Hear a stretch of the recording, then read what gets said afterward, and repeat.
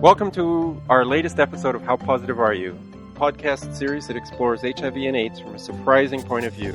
I'm David Crow, president of Rethinking AIDS, and with me is Elizabeth Ely in New York City. Hello, Beth. Hi, David. It's great to be back exploring these issues. And today we have with us a very special guest, although reasons for being here are rather sad. Joe Stokely is the widowed husband of HIV-positive AIDS rethinker Karri Stokely. Karri is missed by all of us, but by none more than her husband and children in Florida. Hi, Joe. Hey, Beth. Hey, Dave.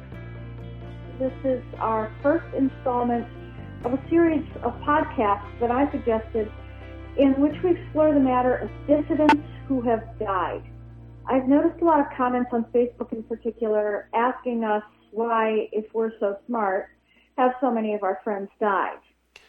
Yeah, I agree that's a real problem. Given the series of Christine Majori, Maria Papagiannoudou in Greece, and Karri Stokely, it's disheartened a lot of dissidents who have pinned all their hope onto the lives of these people, but often they haven't looked at the actual circumstances of these people. And they also, of course, haven't looked at the many dissidents who haven't died, who've maintained good health. Yeah, well, it isn't like non-dissidents aren't dying either. So they seem to be dropping like flies from things like liver damage. And it should be noted that not all AIDS dissidents were always dissidents. I mean, Karri, I believe, took drugs for 9 or 11 years, and it did do some serious damage to her. And there's various circumstances, and none of us are immortal. We don't have to prove we're immortal to prove that rethinking these things is useful and in a lot of ways health-giving. That you just have to look at reality and come out with some reasons why you know what you know. Let me first give a little bit of background on Karri, and then we can start the discussion and talk about the specifics of her situation. Yes. Karri Stokely was at first the perfect AIDS patient, regularly taking her drugs after her 1996 diagnosis and accepting her health decline as part of her fatal illness. Her positive test occurred after the birth of her second child, delivered by a C-section that resulted in a massive infection that took 2 months to heal. Doctors diagnosed her with just about everything, including depression, until she was finally diagnosed with HIV. But then, over a decade later, in 2007, her husband, Joe, who's with us today, discovered some alternative views. Disbelieving at first, the information opened up some new avenues of discussion that had been hidden to them before, and within a few weeks, Karri decided to stop her drugs. She suffered terrible withdrawal symptoms after stopping the drugs, but eventually she got past that and enjoyed renewed health. She was at the peak of her recovered health when she spoke at RA 2009, but about a year later, her health started to decline when an internal ulcer grew, probably related to her childbirth problems of a decade before. She had to fight to get appropriate treatment without going back on antiretrovirals, and after months of constant pain, finally succumbed in April 2011. Joe, welcome to the show, and first my sympathies for the loss of your wife 2 years ago. We appreciate you talking about her, although I know it must bring back some painful memories. So can you talk first about the circumstances of the childbirth and then the positive HIV test? Yes, and I appreciate that intro, and I honestly enjoy talking about Karri. She when she was alive, she was the love of my life, and I would have done anything to keep her healthy. When she had the trouble with childbirth, that was after my son Jack was born. She had a C-section. They told us it was a staph infection, Staph aureus. Honestly, I've blanked a lot of that time out because I was a dad at home with 2 children. And honestly, I don't remember even seeing her in the hospital. And I know she was in there for a long time. And I know I went to see her.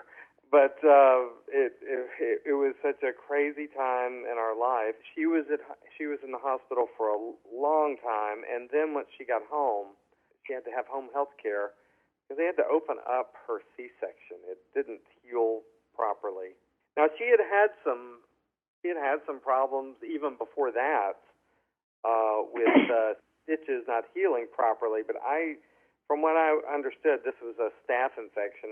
I mean, I can understand your difficulty because you had a young child, a new infant, and you were responsible for both of those because Karri was in the hospital. Plus, Yeah. you then had Karri coming home unable to fully look after herself because of her wound. So I can imagine that you were overwhelmed by the circumstances, to say the least. Yeah. Seems like it was the staph infection that just wouldn't go away.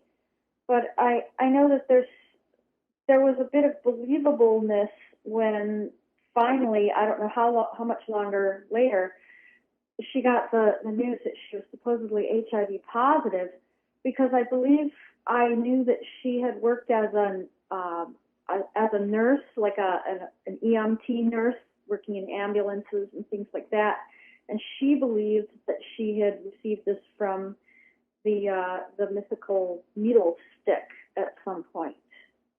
After she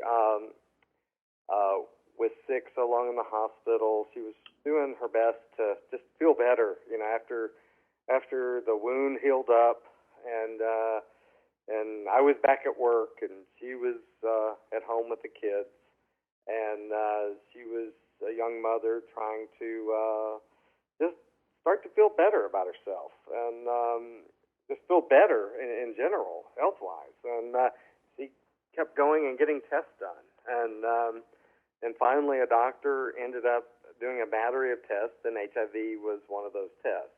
We had no idea when they called us what the urgency was for us to come into his doctor's office. Well, she believed that she had gotten this from a needle stick because she was actually a medical professional herself. Yes. Well, she commented to me once quite shockingly on Facebook that, you know, she believed so fervently in this paradigm that she believed that if her own children had tested positive, she might have even poisoned them to death with these drugs, which was quite a shocking revelation. She was totally from that world. Yes, exactly. Yeah, she was an EMT initially, and she had remembered that she had gotten some sort of a needle stick, and this was mentioned after she was diagnosed HIV positive. And yeah, matter of fact, if any of us had come up positive after she had, we would have been on the medications as well. We didn't question anything at that time. I honestly thought that you had to be a doctor to understand some of these things. Ha ha ha. Yes. But it's just mind-boggling what people will send you through and make you think that you can't think and reason on your own about some of these things just by reading. Talking about what happened to her, she said in her Living Without HIV Drugs posting, she said she was diagnosed June 17th, 1996, and they started her immediately on AZT, 3TC, Crixivan, and Bactrim. AZT and 3TC are nucleoside analogs. Crixivan is a protease inhibitor, and Bactrim is a really potent antibiotic that's often given to HIV-positive people. So they told her basically she had AIDS right away and started her on the drugs at that point. And what happened to her health after she started the drugs? Well, you know, it's a gradual process from what I remember. We were all looking at her at that point, you know, to see what's going to happen, you know, how long is she going to live, you know. I mean, that's just kind of things that were going on in my mind, and I'm sure everybody else was too. Honestly, I can't put a finger on it. It's I just knew that, you know, we were programmed to think that, yes, she's going to start showing symptoms of this thing now. Eventually, she did start to change in some various ways. honestly, I can't say that she lost a ton of weight or anything like that at first, but I know that I was looking at some of these pictures from, I don't know, around maybe the late 90s, before she got off the drugs. When I would look at her torso, and you could see more of an outline of a skeleton type of a look, more so than you could in the past. Yeah, it wasn't like she got really sick immediately on the drugs or anything. It was just sort of a gradual breakdown. One of the first things I remember was the fact that back, like I say, around the late 90s, maybe like 99 or something like that, she started losing her hair. But a lot of things that happened to her was not really things that you could see in any way, but they were just how she felt. She would eventually, she always never felt good. I mean, she just really had a hard time feeling good. She would have just trouble sleeping, and I guess she must have had this restless leg that you hear them talking about that they want to sell you drugs for. She says on her blog that every single day from June 1996 to April 2007, I swallowed AZT, 3-TC, Crixivan, that's a protease inhibitor, and then Sostiva, I guess that was substituted for the Crixivan. It was. So this was, these are major doses of drugs. I should mention that, for me, having followed this for 20 years, you're not Karri and her family are not really the typical profile of the AIDS patients that you see on all the blogs and everything. The drug addicts and the gay men. It's just sort of a different world that you were thrust into. Were there problems dealing with other people, problems with their image of you, the so-called stigma of HIV? Did that enter into any of this? We knew that we were going to be stepping into some areas that would have been a little bit outside of our comfort zone. We're talking about a young family, a young Christian family, kind of conservative in their views, and not really, just not really knowing a whole lot about this thing. We started going to a group, and one thing I picked up on this thing from the very beginning. I didn't have a problem with meeting some of these people. They were different than I was, but you know what? They were nice people, and they were trying to help us, and we, and they truly meant well. But one thing that I just kind of remember thinking was that AIDS is this disease where you where you almost kind of feel like you have to endorse homosexuality to be a part of it, and like I say, I don't have a problem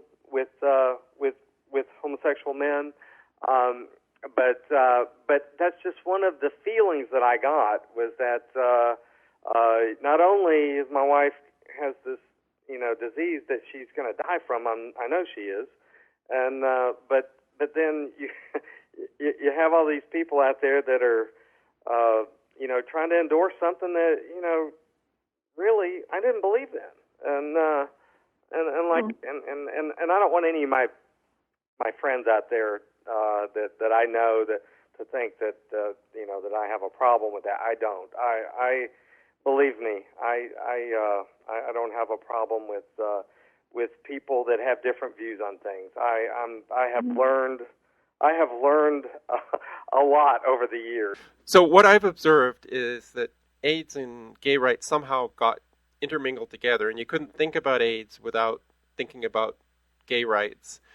And obviously there were a lot of gay men who were affected by this, but for a woman, a heterosexual woman who's affected by her HIV diagnosis, she maybe doesn't feel like she really fits into the whole gay rights agenda. We knew enough to separate the two. That's one thing where we kind of we understood that we're going to make some friends in this, that may not necessarily be a lot like we are as far as our religious and political views are concerned.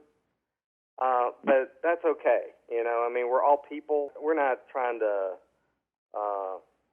get into an argument over lifestyles and that sort of thing. That's not what she started speaking with a gay man that was in this group that we had initially started going to. And he was, oh my gosh, he was in bad shape. He was on oxygen, and he carried all kinds of pills around with him. He was on tons of pills. I have no idea what he was. I don't know if there's some of those were natural. I'm not sure. But this guy was really a nice man, and we really did have a waking up to do on more than just dealing with the fact that my wife had this disease. We learned to understand that there's just a lot of different people in this world, and we're just going to have to get along with them, whether we agree with them or not. And we really hadn't been faced with any of that sort of thing in this at that point in our marriage, or really in our lives. I mean, most people that tend to kind of hang around with people that are a little bit more like themselves. But Karri was,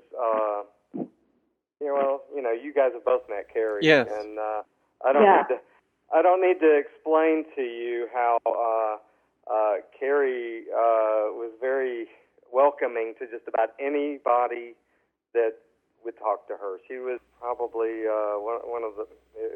She was extraordinary when it came to being able to interact with people. I mean, I got to see that on even a more of a personal level with close friends and that sort of thing. She loved to entertain and that sort of thing, and she was just a really good hostess when it came to having people over and that sort of thing. But she loved people. Oh my God! Yes, that was very obvious. I mean, and everybody loved Karri. I remember at RA 2009 when she was at the conference, and she just got on with everybody. She spoke so well; it was so moving, and I think she made a lot of new friends. One thing you were talking about earlier, Joe, you basically said that when she was on the drugs, there weren't so many outward signs that things were not going well on the drugs, but there were lots of things inside her. She never felt well throughout the time that she was taking AZT, 3TC, Crixivan, and Bactrim, and as Beth said, they substituted Sostiva for the Crixivan at some point. Can you describe a bit more about what she said, about how she felt, and what you observed about how she was not doing well? I don't know how many times we would be driving down the road after we maybe have had a meal, and I would need to pull over because she was going to get sick. I don't even remember what I mean, I thought it was part of the disease, and I just had in my mind that these drugs that she was taking, that they were, they were giving them to people. My God, they were supposed to be helping them, Right. And, but at what point did you have this change of heart on that? Could you describe for our audience what happened? Yeah, somebody had sent me something in an email that I had deleted the email, and I wanted to look for. It was a link to a video, and I was Googling something, or I was searching for something, and on the internet, it was something totally unrelated to it, and I stumbled across The Other Side of AIDS by Robin Scoville. Yes, Robin Scoville. I started watching it. I think it was kind of late at night. And then the next day, Karri had taken Jack over to some sort of a class or something that he was taking. I remember it was on a Saturday. And when she got back that evening, we went out to eat, and I told her about it. But by that time, I had watched a couple of documentaries, and I had read several different websites. Rethinking AIDS, I'm pretty sure was one of the first ones that I ran across. And I just told her, I said, you just cannot believe what I've been reading, and I'm really not really sure if I believe it. Yeah. And when was this? This was in about 2007 or so? Yeah, this was April 2007. Oh, okay. Yeah, we were in full swing then with our imperfect public relations campaigns, but we were putting things on websites and we were putting out, radio interviews and promoting these videos and all that kind of thing for what it was worth. I mean, our amateur effort, and we're glad that it landed on somebody. What was Karri's response to you saying there's this incredible, unbelievable stuff that you've stumbled across? She was interested in it, of course, when I started talking about it, because that's one thing about Karri that I love so much about her, is that she did have a strong desire to know the truth about things, and she wasn't one of these types that even though she had followed along this protocol, we had not even had a question about this initially, and it was just such a shock. Everything I read about this on the websites with the videos and Rethinking AIDS and all these other ones, there were some very credible questions there, and we started realizing that we've just been kind of going along with this, and we never questioned it. We questioned a lot of things, but we never even questioned this. Mm-hmm.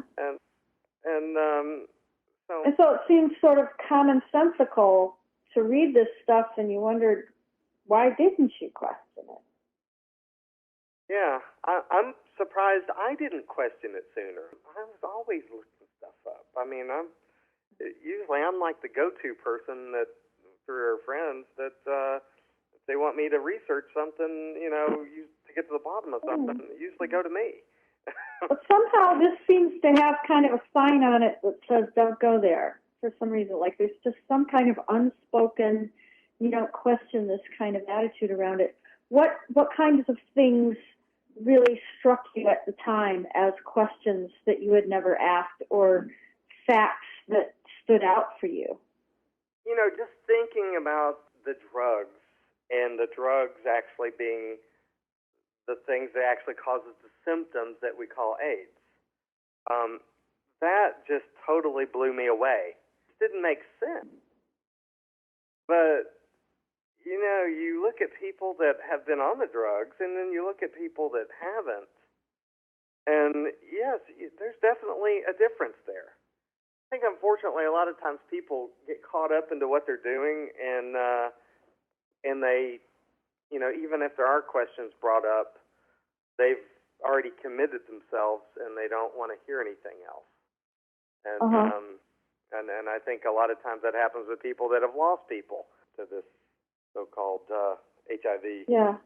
So that death, in a way, reinforces the ritualistic nature of this, that, it's just taboo to question anything that might change your view of the death of someone.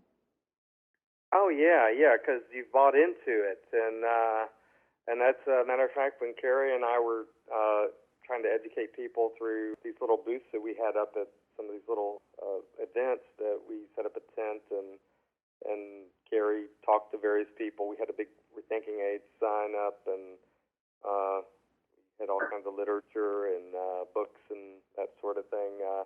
You did run across some of those people who had bought into the lie, and they could not think outside of that. They usually revert back to, well, this many doctors couldn't be wrong, or I saw a program about it, or something. I mean, really, their evidence, it's a faith-based belief, really, that they have. Yeah. It was really remarkable how you guys went out there. I mean, you must have been incredibly angry about what had happened to you when you finally woke up to it, to actually get out there and do these booths at fairs and food markets and things like that.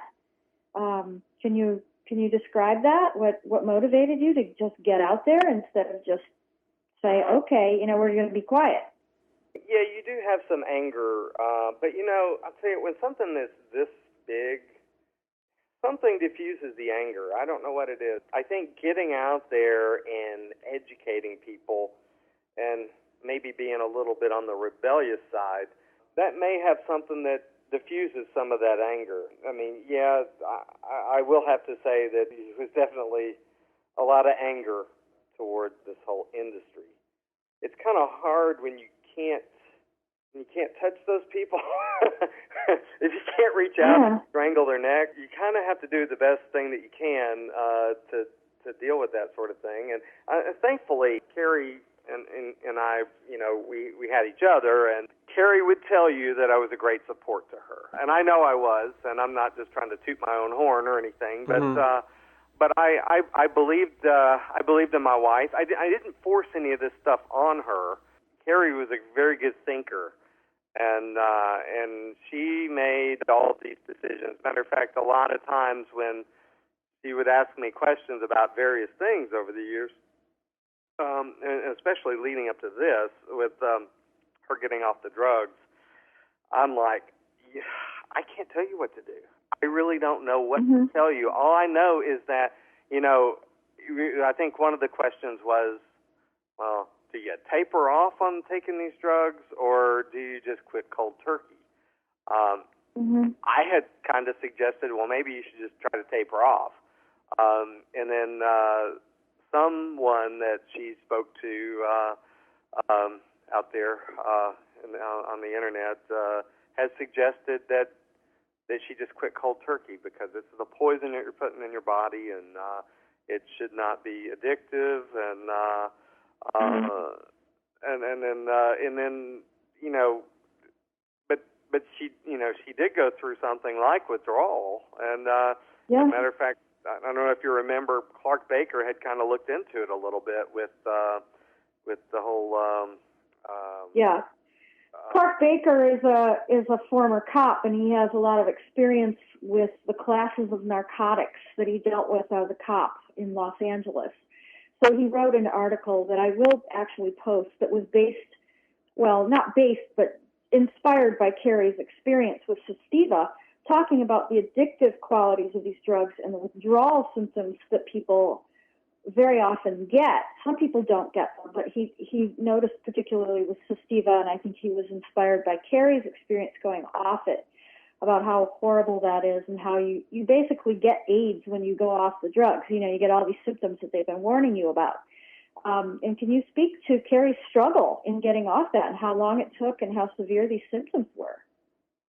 When she quit taking the drugs, I'm pretty sure she didn't get sick right away, because I remember her feeling pretty good about herself shortly after she quit taking them, close to the end of April of 2007. Can I maybe just refresh your memory by reading from what Karri wrote, and then I think that'll probably put it in perspective for you again. She said, sure. The first week went okay. I was feeling fine. Then things seemed to go downhill. I was doing a lot of different types of detoxing and had a horrible 4 months. My system seemed to be shutting down. I'm 5'8" and went down to 114 pounds. I looked like I might die. Never once did I consider restarting the drugs again, so I knew what I believed and why I believed it, but things were difficult. In retrospect, I think it was a mixture of multiple forms of detox, way too fast, and massive drug withdrawals. Those toxic drugs are bound to be very hard to the body after 11 straight years. So Joe, I guess she was saying that she was okay for the first week and then had 4 horrible months. Yeah, I remember the worst of it. The first week in July, I know that she was in pretty bad shape because sometimes these life events kind of help you remember certain things. My son and daughter had gone up to Alabama to visit my sister and had gotten into a terrible four-wheeler accident. My former brother-in-law didn't even check to see if Jack knew how to ride one and just kind of let him loose on it. And he ended up hitting a tree and breaking his femur bone. Oh, my God. And here I was. I couldn't take Karri with me, and I couldn't leave her. So we had to just sit here and not go up there and get Jack from the hospital. Luckily, my sister is a good, loving aunt. She watched out over him. Then the grandparents brought him home safely at the end of the week. But yes, she was in very bad shape then. I can't remember how long it took before she started getting better, it probably was a few more months. And honestly, I couldn't tell you everything that we did to try to get her well at that point either. Did she indeed go off cold turkey, or did she taper off? We started by tapering her off. We were cutting some of these pills in half, and she was taking them like that. But I think like after like day 2, she said, "I'm not taking these anymore." So she quit. And yeah, I don't think it had been more than just a few days. Well, the results were quite good. I remember Clark Baker posting before and after pictures of her. A picture of her the before picture was Christmas 2007, and then a more recent picture of her in, say, 2009, I believe, when she met Clark Baker in Florida at a premiere of House of Numbers, the documentary. Well, Christmas 2007 would have been when she was off the drugs for a few months, and that was after the withdrawal symptoms and after her weight had dropped. Once she stopped the drugs. Or maybe it was before then. Maybe it was yeah, and maybe it was during that. Like you say, it was during that withdrawal period, perhaps. I do remember that period, and that Christmas afterwards. She was still looking. She was looking still pretty bad. I remember that one picture where she's sitting on the couch, and then I think things started to turn around shortly after that in 2008. I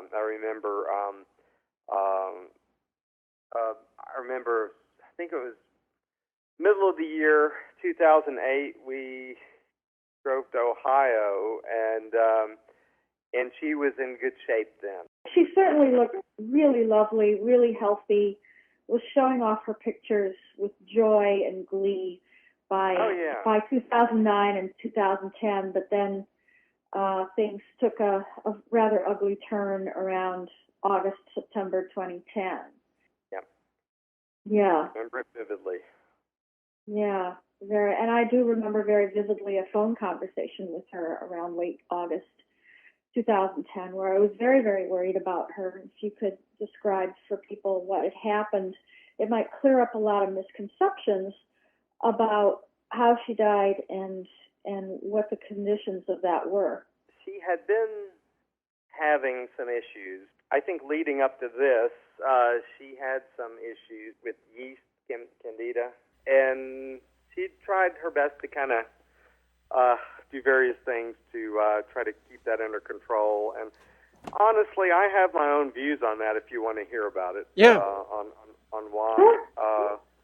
And I mean, I would think that a lot of people that understand a lot that what we do probably believe somewhere around the same thing, is that when they put you on these drugs, usually you're going to be putting them into a body that has not had a whole lot of I shouldn't say that. Some people may be worse off than others when they start taking these drugs. I know that when Karri started taking them, she was not a drug user.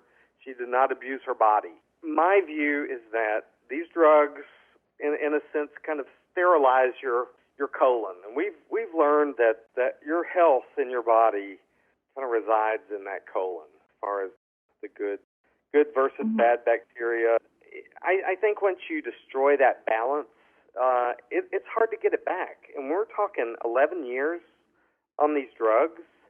And I can understand that when you're on these drugs, it may keep you from getting a lot of things because you constantly have this effect that's killing off not just the good bacteria, but the bad bacteria as well. And it's slowly killing you at the same time. But I think when she quit taking those drugs, and like I say, this is just my way of dealing with it. I don't know if I'm entirely right or not, but I think there's a good bit of truth to it. Is that when you stop taking those drugs, then obviously your balance, especially in your gut, you're not going to have that same balance that you had before you started taking those drugs. And I think. Oh, I agree. And, and even though she did what she could as far as taking pre- and probiotics and trying to eat healthy, I honestly think that even if you left sugar out of your diet, you would still have problems with getting that back to normal unless you were just really, really diligent about it. Karri was fairly diligent about these things, but she did have a sweet tooth. And I understand that sugar is just one of those real no-nos when you have any kind of issues with candida. And as much as she tried her best to eat healthy and that sort of thing, I don't know that it would have made any difference or not if she had left sugar out of her diet. I'm just saying that I don't think you can just take sugar if you have an outbreak of candida. I think it's just that powerful, and it uses that as fuel to grow. And, well, she was more than just diligent. She was on to a raw vegan diet, as I recall, and she was sharing some wonderful recipes with us. I mean, it was what she did, and so you have to consider those 11 years on those drugs, and especially their effect on what she finally got, these internal ulcers, which were becoming life-threatening. It's just unreasonable to believe that people can be on those drugs for 11 years and not suffer some kinds of consequences. I know. After she had had a endoscopy to look at her colon because she was having some extreme pain, the doctor showed me afterwards the pictures of this wound. He had to what he calls debride it. Basically, it was some sort of a wound there that I guess he had to take samples of it to send off to get it tested to find out what it was, and it was extremely bloody wound that was in her colon. I couldn't even share what I had seen with Karri. She knew that she had a wound, and I knew that it wasn't going to be fixed right away. The doctor said it had to wait. I can't remember if it was a couple of weeks. That was extremely stressful for me to have that in my mind constantly and wonder how in the world are they going to take care of this. Once we did go back, thinking that we were going to have some sort of skin grafting done at the doctor's office. I think he may have actually sent Karri's local doctor something even before we went over. Went over. This was in Orlando, and we live about an hour away from there. Right. And there was some sort of mention that Karri tested positive for what's that called again? CMV? Yeah, the CMV. Yeah, thank you. Cytomegalovirus. Yep, cytomegalovirus. The bane of so-called AIDS patients. Yeah. He questioned her about her health. We had not brought up the fact that she had a HIV-positive diagnosis, but we did after he started questioning her about this. And then he immediately, once we told him that she was HIV positive, he immediately thought that she should be on the ARV drugs. You obviously know that Karri was adamantly against these drugs that he had been taken for 11 years.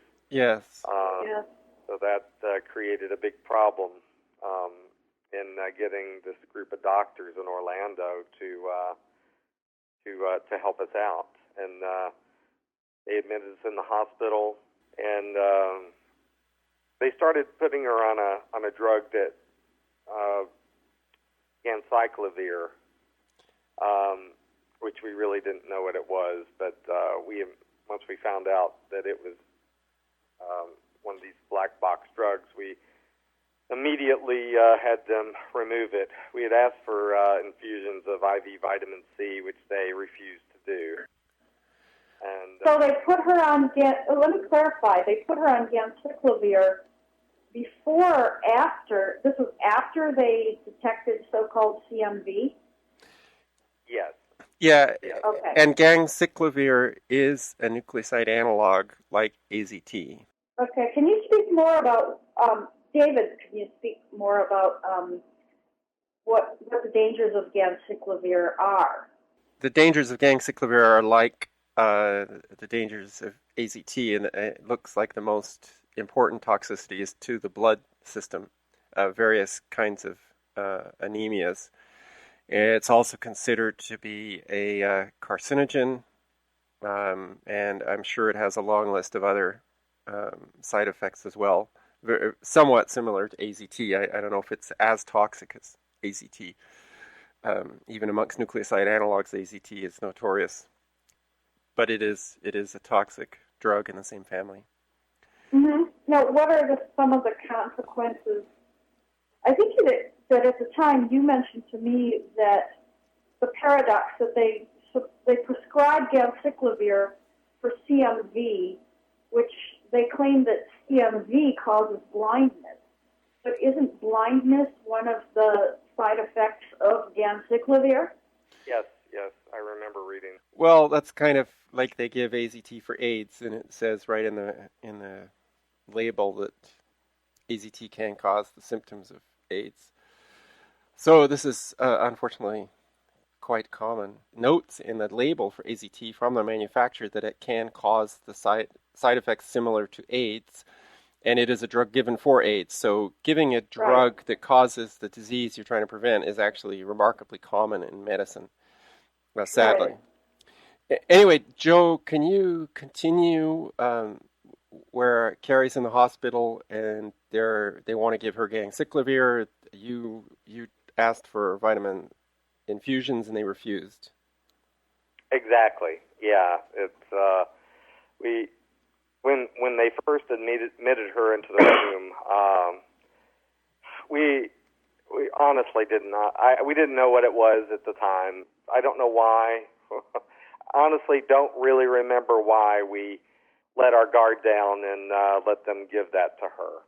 We were so frazzled and upset about this whole thing as it is, and of course, when you go to a hospital, they are supposed to be places that are supposed to help you with your health and not cause more problems. Well, anyway, I think it was. I can't remember. I think she may have had one IV bag of that ganciclovir. Mm-hmm. Yeah, and then we told them to cut it off, and they didn't really like that. I remember there was several of the doctors that came up and was talking to us about it, and we tried to explain to them that we had learned that it was one of these FDA black box designated drugs that's extremely toxic, and like I say, they wouldn't even give us something as simple as vitamin C that's been known to help people. Right.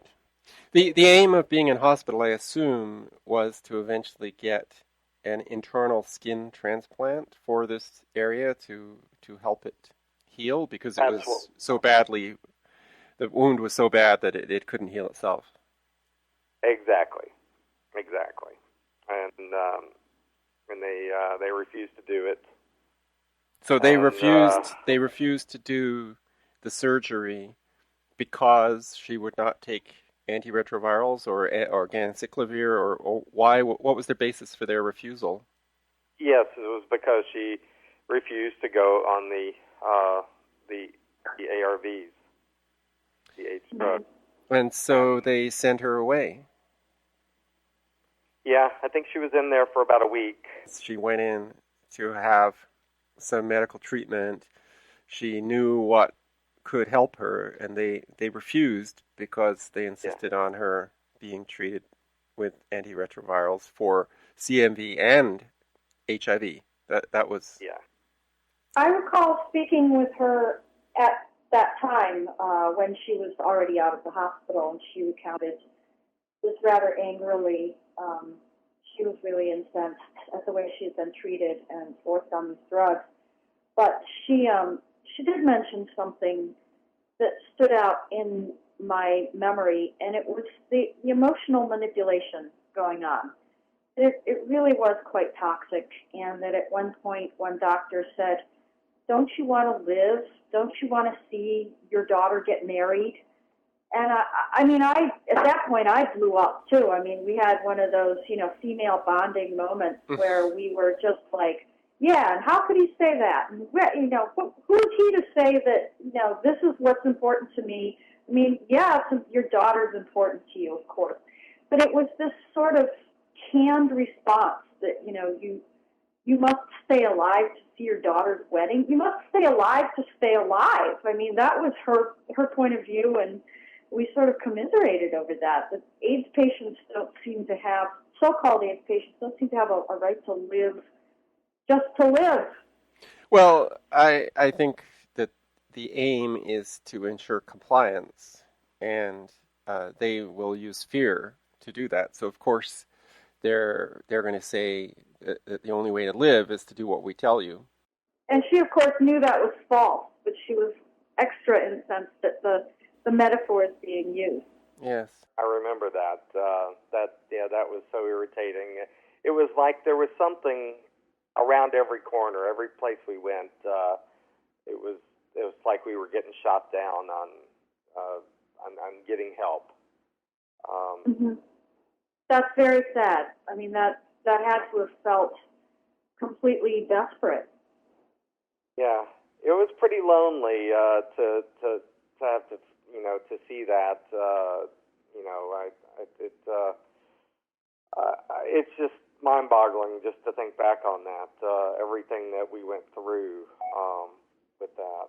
And there were several doctors that we ended up going to after that, and it was just kept getting shot down. Even the doctor that ended up doing the surgery. I think the only reason why he did it is because I'd seen him before, I think, for a colonoscopy at one point in time. And but they were rude about it too, but he went ahead and did it. Well, it's money. And what was the surgery that was done eventually? What was it called? Yeah, like what did they actually do when they agreed to help Karri? They I think they called it a flap. I think what it is that they had to graft some skin somewhere and install basically a covering over this hole. Basically. Right. Yeah, that couldn't have been a pleasant thing to go through. Oh no, not at all. And we did have some indication that the flap was failing there for a little bit. We had heard about this hyperbaric oxygen therapy. I was on the phone with the insurance company over and over with these people, explaining to them that there's a partial failure on this flap, and this hyperbaric oxygen therapy is when they put you in this big, huge tube, basically, and they fill it with oxygen. It's similar to the technology that divers use so they don't get the bends when they've been down diving deep in the ocean. It's quite a claustrophobic thing, as I understand. Yeah, they've had a lot of really good success with this. It's just it's an extremely expensive thing if you're paying for it out of pocket, and only certain things insurance will cover for it. But it's a whole host of things that it helps with. I think it'll even help with rheumatoid arthritis. But I think one doctor was getting a lot of really good success with it from blast wounds from soldiers over in the Middle East. So this extremely helpful therapy was unavailable to be paid for through insurance, so you had to, of course, take that out of your own pocket. Yeah, we did initially. Eventually, we did get insurance to pay for it. Oh, good. Yeah. She did actually quite well. I mean, it took a while, but she did eventually heal from that, from what I understand. Every day, Monday through Friday, for, I don't know, a couple of months, she was doing Yeah. And she did eventually heal. Yes, and I think each session was about 90 minutes. She was in there for a long time. I think it was about 90 minutes, or can't remember exactly, but I know that it was more than an hour that she was in there. And so by healing this, what you mean is that this flap was growing and merging with the other skin to form a seal over where the wound had been, to replace the skin that had gone because of the infection. Yeah, I guess it just hyper-oxygenated the body. Good for healing. Quicker healing. Mm-hmm. Well, she did heal, so then what would the problem be, except for the common myth that she then went downhill and died of so-called AIDS. Now we're wondering, okay, so what's the problem? Around the time that the hyperbaric oxygen therapy was finished, she started losing her eyesight. She started losing her eyesight, I think it was her left eye first. And well, weren't they explaining that as an effect of this cytomegalovirus that she refused to treat? Yeah, that was a whole nother thing that we had to figure out. And we went to a local eye doctor. They sent us to more of a specialist here in the town that we live in, and then that doctor told us that we needed to go down to Bascom Palmer, associated with the University of Miami, I guess, down in Miami. We made several trips down there. She ended up eventually losing eyesight in that first eye. Before she ended up losing entire eyesight in that eye, they had convinced us that she needed to have an injection of this ganciclovir stuff again. Right. And that eye.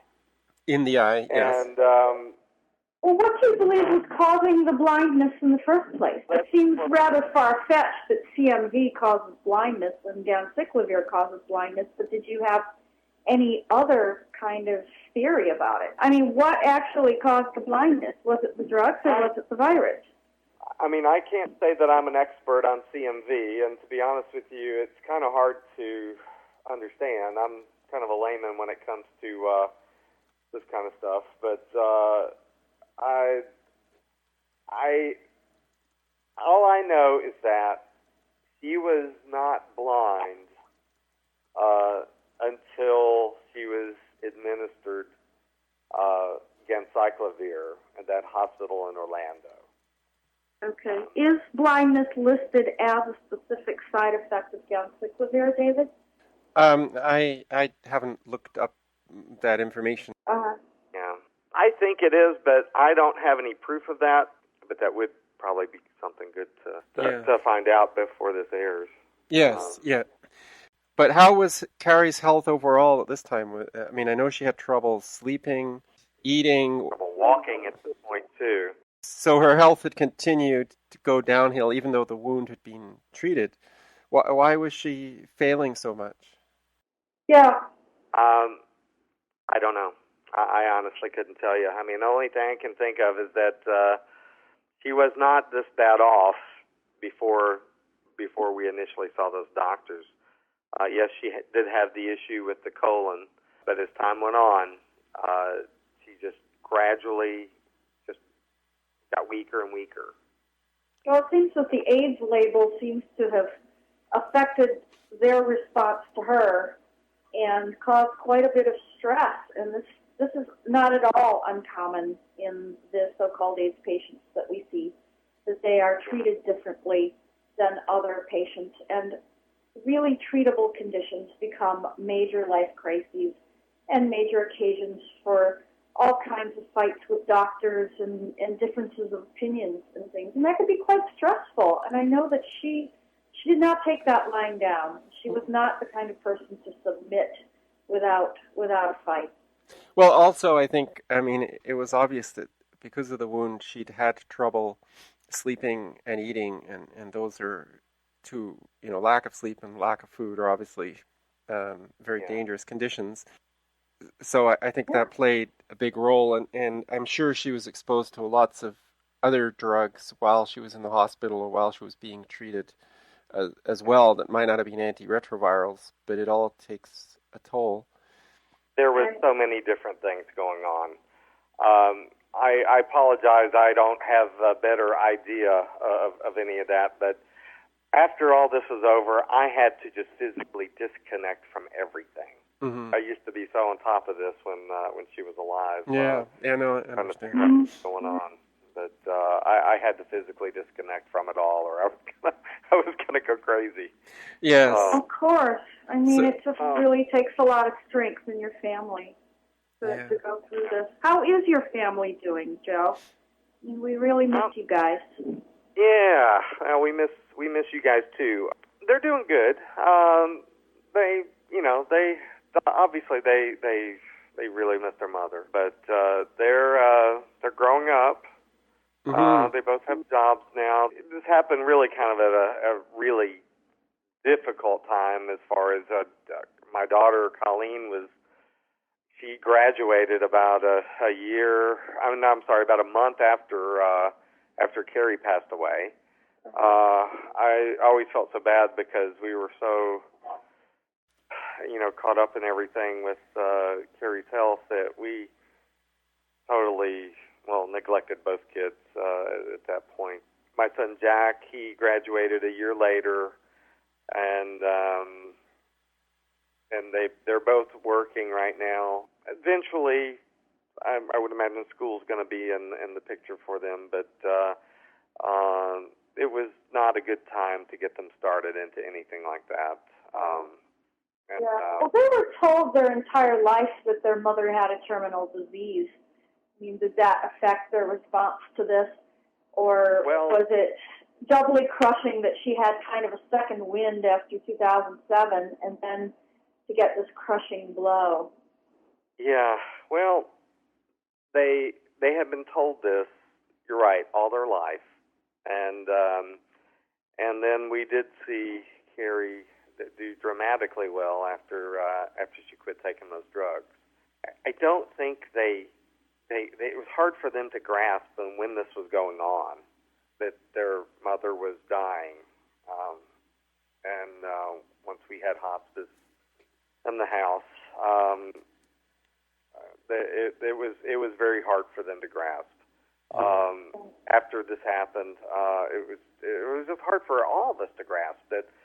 I saw it coming a while back, and until it happens, you just can't grasp it. It's death is pretty final. Yeah. Well, I think that Karri didn't grasp it. It was she went out fighting to the very end. I believe, although maybe the very end. She had kind of the anger and the despair took over, I'm sure, but and certain communications from her reinforced that for me. But she never really accepted this. This was not a woman who went down without a fight. Yeah, near the end, she was getting much weaker, and there was a change there within I would say probably a couple of months' time. I don't know what was going on in her mind. I had to go back to work. This was after she had all of her treatments and everything, and but I did notice a change gradually in her after I went back to work, and she had lost some of her fight at that point. Mm-hmm. And she was peaceful. She was very peaceful leading up eventually to her death. I would get home and we would sit there and talk and watch TV, and things were different. It was not the same Karri that I knew. Mm-hmm. All this time. That's when it really started hitting me bad. I could see it. The kids picked up on it, and that there was some difference there. Were you able to say your goodbyes in a way that you feel a little bit of closure? Oh, yeah. One thing that I said about losing Karri was that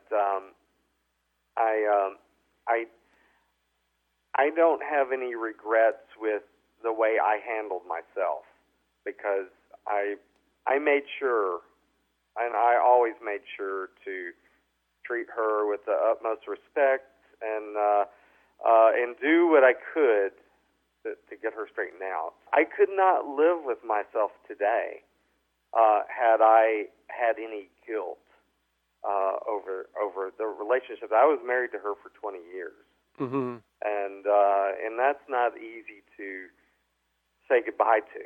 No. And but the only thing that keeps me sane today is that I do not have any guilt over anything that I did or anything ever how I handled it. I was always there supporting her, and I'm not trying to toot my own horn or anything like that, but I know how it was back then, and it was hard. Well, it was an impossible situation, where the medical system wanted to see her in one way, and they just couldn't see her specific problems, and you had to fight that, but it was much bigger than the two of you, much stronger than the two of you. Yeah. Well, there's also the matter of this. Oh, I'm sorry. Go ahead, Joe. I'm just saying, believe me, I'm beyond angry over how things were handled with her. Unfortunately, I understand why these doctors are the way they are, because they're all brainwashed. Mm-hmm. And this whole system. I would love to, if I could have found someone that was the cause of all of this, I would have strangled them. Right. That's how mad I was about this whole thing.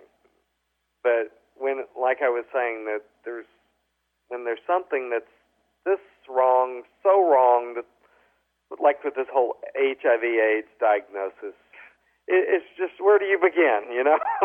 Well, I think what I've observed is that if you take a whole bunch of really good people and put them in a dysfunctional system, they just help the dysfunctional system become more dysfunctional, because they're all doing their own little job, not understanding the big context, the big picture.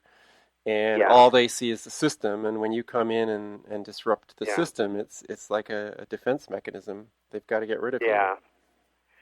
When people ask me what happened to my wife, if they want to know, I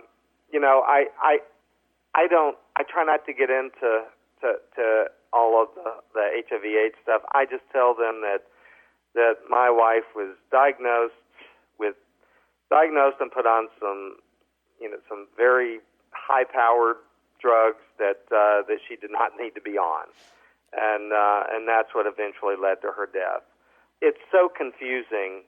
I'm not going to go by what all these doctors were saying over the years. I mean, I know what happened.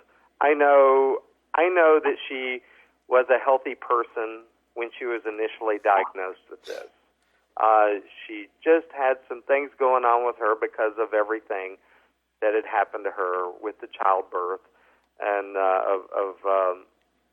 just the two childbirth. And I think had she never gotten this diagnosis, she would have eventually bounced back. We would have figured something out. She probably would have gotten into more of a natural medicine scenario way back then. But instead, we believed in this. And when you believe in something like this, you go along with it because you think it's helping you. But anyway, it's I don't have any bones telling anybody that she was killed by this by these drugs that she should have never been on in the first place. It's very easy for the AIDS establishment to forget the fact that she went through two terrible childbirths, especially the second one. I mean, that's what happened to her was just awful. And that's all forgotten. HIV explains everything. And Yeah. I sometimes think if you get hit by a car and you're HIV positive, it would be died of AIDS. Yeah. Oh, that It has been. Yeah. Karri herself actually, maybe we could move toward an ending here with Karri's own words. And I don't want to cut off Joe if he has more to add. I would love for you to comment further after I recite this. But this is from her sort of classic submit article on the karristokely.blogspot.com site. And she speaks rather eloquently to the enormity of the system that is against her. I mean, I think she really got that. And she ended with, my advice, stay far away from the overwhelming evil of the AIDS mafia and consider very strongly before ever taking ARVs.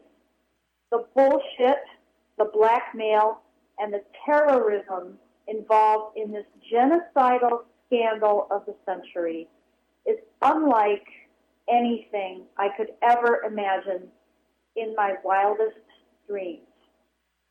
And then she ends, blessings, Karri. This was in September of 2010 when it wasn't even certain that she was going to be able to have access to surgery. Yeah. Yeah, I mean, those are strong words. It could get a lot better than just about anybody. Exactly. Yeah, she knew. Yeah. This is our first podcast around dissidents who have died. And maybe we could make a tradition of, before we end, having a moment of silence for a very good friend. And perhaps with some words of inspiration from Joe before he puts us into the silence. Would you like to say something to sum up your thoughts and feelings about Karri? And then to introduce a moment of silence. We'll have a moment of silence in her honor, and then we'll end the podcast. Okay. I don't know quite anyone who, I mean, she was the most loyal friend of anyone that I have ever known. She was my very best friend, and she was extremely loyal to the friends that she knew and she loved. She would go out of her way for people that were emailing her from all over the world. She took it extremely seriously. And all I can say about Karri is that once she knew something to be true, I mean, she worked on that. She was an extremely, I mean, there was not anything deceptive in her body. Whenever I think about Karri Stokely, I think about she always stood up for the truth. And no matter how much it hurt or whatever, don't sugarcoat it. Let's just deal with the truth. That's what I think about with her. That is something that it's so lacking in this world that we live in. Yeah. She wanted people to know the truth about this. And as we went on and learned more about this, we learned that, my gosh, there's so many other things out there that the truth needs to be shined on. The whole medical industry has become a real huge problem in that area, and especially with these diseases like cancer and AIDS and so many other ones out there. On that note, in the interest of truth for the memory of Karri Stokely, I'd like to introduce a moment of silence in her honor, and I hope that all who are listening to this podcast will observe and listen to the end. Here we go.